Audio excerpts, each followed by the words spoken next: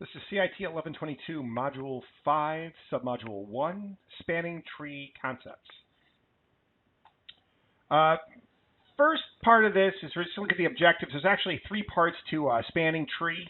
We're going to go through the purpose of spanning tree in this particular video. Then we'll go into spanning tree operations, and then some new types of spanning tree at the end. It's overall, it's a pretty easy subject to learn, and let's go ahead and get into it with the purpose of spanning tree. Idea is this. I want to make sure I have more equipment that I need for a single fault tolerant network. So what I'm looking for is a network that has fault tolerance within the infrastructure. So I'm going to have multiple switches that are going to allow me to pass traffic across a secondary path if the primary path becomes unavailable. So what we're showing you here is you've got just an upside down triangle of switches. So you've got these devices, these access devices across the bottom, PC1, 2, and 3. They're connected to switch 2. Switch 2 wants to send information to switch 1, and it looks like the fastest path from switch 1 to 2 and 2 to 1 is the direct link. But we've got another link that's posted in there. So just in case one of those interfaces between S1 and S2 happens to fail, or that cable happens to get cut, we've got a secondary path that we can open up and run and use if the primary path becomes unavailable. So that's the main idea. Now, in this particular slide, they're showing you an envelope with a like a circle slash saying no traffic's going to cross that path from S2 to S3, and that's what spanning tree does. Spanning tree is going to allow you to build a system with redundancy, and then it will go ahead and remove the redundant paths from regular operations so that there are no loops within the system. Okay? Here's what we're talking about. If we have a broadcast message that leaves PC1 and it ends up at switch 2, and switch 2 sends that broadcast message out all of its free interfaces. That would be interface F0/1, F0/2, F0/6, and F0/18 for that broadcast message.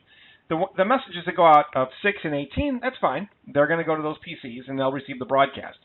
But the broadcasts that go out F0/1 and F0/2 will go to both switch 3 and switch 1, where the destination MAC address will be read as broadcast, all Fs.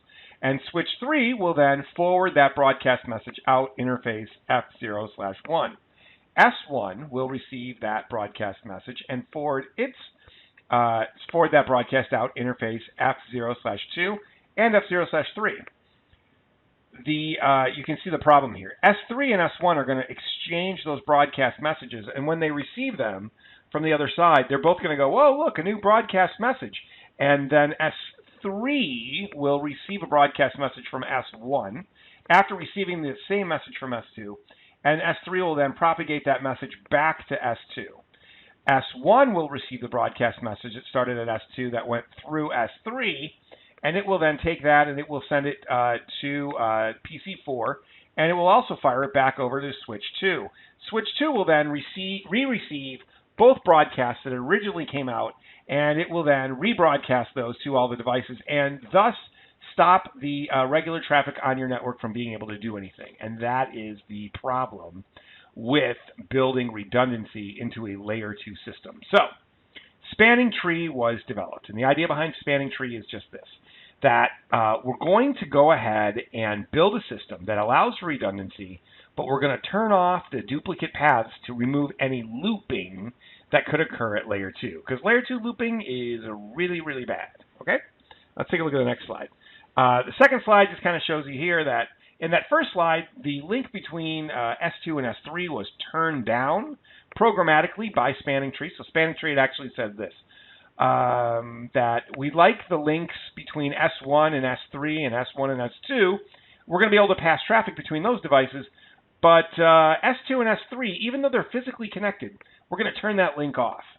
And then, in the future, now on this slide, if the link between S1 and S2 becomes unusable, like a red X gets put over it, then the link between S2 and S3 will become functional, and we won't have to make a change or even go to work. It'll just programmatically switch over to a functioning link, so that looped path will become non-looped, and spanning tree will figure out that something has changed, and it will then enable that path that was programmatically blocked previously. And that's what they're getting to in this slide.